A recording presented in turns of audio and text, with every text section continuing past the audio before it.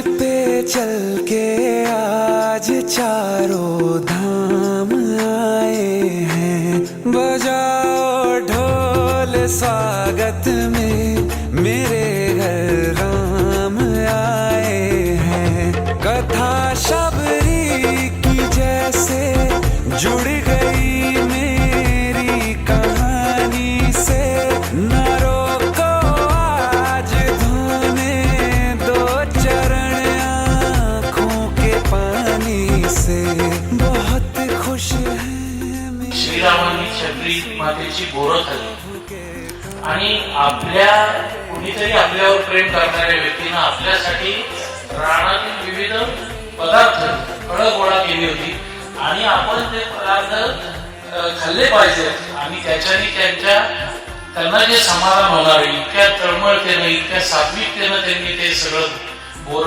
किंवा रानमेवा गोळा केला होता आणि आपण तो ग्रहण केला पाहिजे ही भावना राजा प्रभू श्रीरामचंद्रांच्या मनात इतकी मोठी होती की त्यांनी त्या बोरांसाठी नाही तर त्या मातेच्या प्रेमासाठी ती बोरं खाल्ली। खत्रीजींचं विशेष अभिनंदन करतो की त्यांनी हा मंगल योग आणला इथे आणि रामचरित्र कथा पुन्हा एकदा गाऊन प्रत्येकाच्या हृदयामध्ये पोहोचवली। त्यांना किती धन्यवाद द्यावेत तितके थोडेच आहे। तुमको पाके क्या पाया है, सृष्टि के कण कण से पूछो, तुमको खोने का दुख क्या है, कौशल्या के मन से पूछो। द्वार मेरे ये अभागे आज इनके, प्रत्येकाच्या हातात आम्हाला दिवा द्यायचा होता आणि त्या दीपाच्या माध्यमातून प्रभू श्रीरामाची आपण सर्वजण आरती म्हणणार होतो, पण आपल्याकडे दिवा ऑलरेडी आहे। पंथी किंवा दिव्यामुळे ऍक्सिडेंट होऊ नये म्हणून आपल्या खिशात असलेला मोबाईल आहे त्याची टॉर्च सगळ्यांनी ऑन करायची आहे आणि त्या प्रकाशरूपी याच्यातून आपण श्रीरामांची मनोभावे आरती करूया।